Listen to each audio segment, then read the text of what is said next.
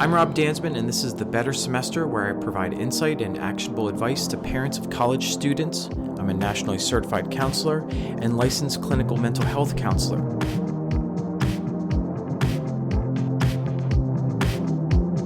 Hey everyone, welcome back to the Better Semester podcast. Today we're talking about something every parent thinks they've mastered until they have teens and college students, which is communication. Sometimes it's mostly really just arguing and negotiating, but we're going to call it communication today because we're thinking about things from a positive perspective. All right, we're not talking about the casual, how's your day small talk. I mean, we're talking about the real stuff, conversations where trust, respect, and your relationship are on the line. Here's the bad news. Most of us are just doing it wrong, or as I like to think about it, ineffectively. We are communicating ineffectively. Here's the good news. There's a playbook, and by the end of this episode, you're going to have it. All right, here's what we're going to cover today. Why talking to a 19 to 21-year-old, maybe even older, is fundamentally different than talking to a 17-year-old or even younger than that. The less is more principle that diffuses arguments before they start. Boundaries that stick without creating power struggles. How to know when to step in and when to step back. And a 3-step move to stop an argument in real time. And yes, because I'm a generous guy, I'll give you exactly what to say, word for word. Hopefully, it won't sound too cheesy either. All right, let's jump right in. First of all, why communication feels different now. Your son or daughter is not the same person they were 2 years ago. In the US, 72% of first-year college students live away from home. And in just a few months, they go from curfew and parental check-ins to absolute and total freedom. That freedom feels incredible to them, and it's a little terrifying to you. They're in what psychologists call emerging adulthood. They can legally vote, drive, and sign contracts, all of which is terrifying to me, but their prefrontal cortex, the front part of the brain that regulates planning and impulse control, won't be fully developed until around the age of 28. So what do you have? A parent in protect mode and a young adult testing, or as I think about it, practicing their independence. These two forces collide and arguments happen. All right, role play time. Here's what the escalating version of all this sounds like. I haven't heard from you all week. Are you avoiding me? And what do they hear? I'm in trouble again. What is a better version from parents? Well, here's what it can sound like. I noticed that we haven't talked in a few days. I miss hearing from you. What time can we catch up this week? You're communicating your feelings, not an accusation, and offering a clear and low-pressure next step. All right, next. Let's talk about the less is more principle. I've been calling it the decrease the quantity and increase the quality approach for about 20 years, but maybe I should just call it the less is more principle. And no, the irony is not lost on me here. Let me ask you something. When you call a friend to vent, do you want them to immediately tell you what to do? Or do you want them to just hear you out and listen? Your college students are no different. Here's the principle. Listen first. Listen loudly. Advise second, or not at all. Why? Because this generation, Gen Z, I think, grew up with 24 access to information. Not all of it is accurate or good, but we'll talk about that another time. They don't need your facts. They need you for perspective and venting. All right, role play time. Here's what they sound like.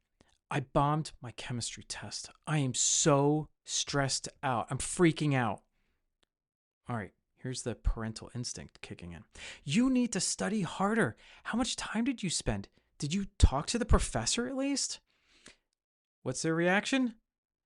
Defensiveness. How can we rewrite this a little bit so that it comes out as more effective and also just feels better? That sounds really frustrating. How can I best help? What do you think got in the way this time? You can also follow up with, what's your plan for the next test? Do you want my thoughts or do you want to just vent to me right now? You're giving them agency in the conversation, which ironically makes them more likely to want your advice later on.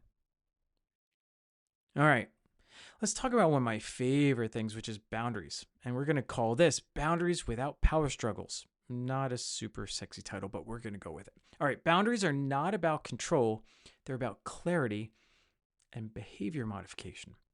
And clarity is currency with Gen Z.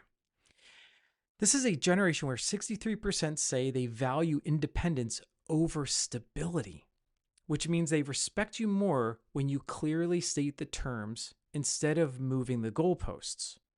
All right, let's talk about money as an example here. We're going to go with another role play. All right, here's the escalating version. Here's what we typically say. You're spending way too much money. I'm not giving you any more. What's a more effective way to frame this if someone is blowing through a lot of cash? We agreed on a budget of $400 a month. If that runs out early, I can't add more until the next month. I trust you to decide how to use it best.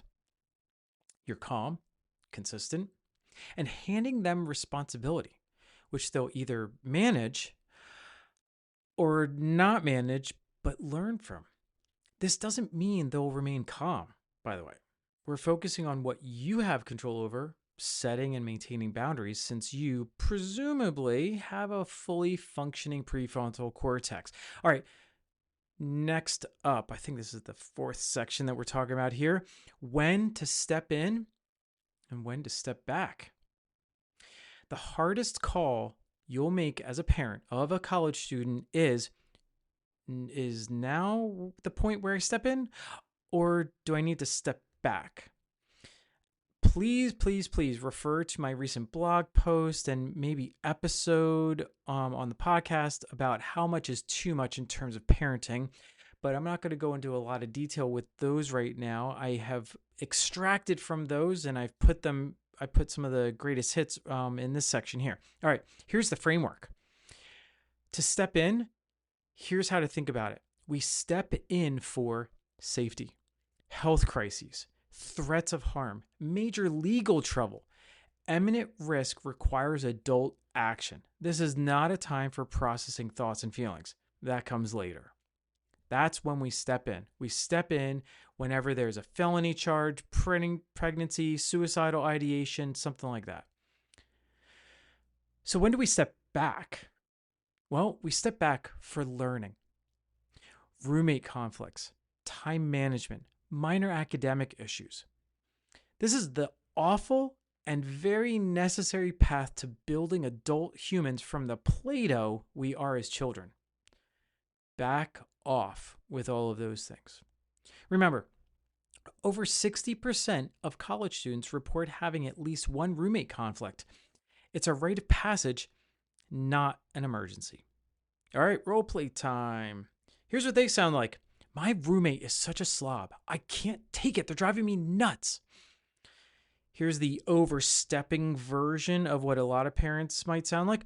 I'm calling housing right now. You shouldn't have to deal with this. We're spending a lot of money on this unit.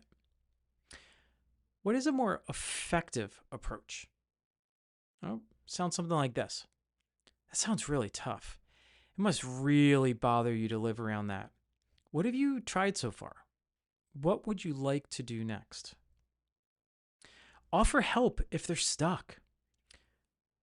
Do you want me to brainstorm with you, or do you want to try to handle it for now?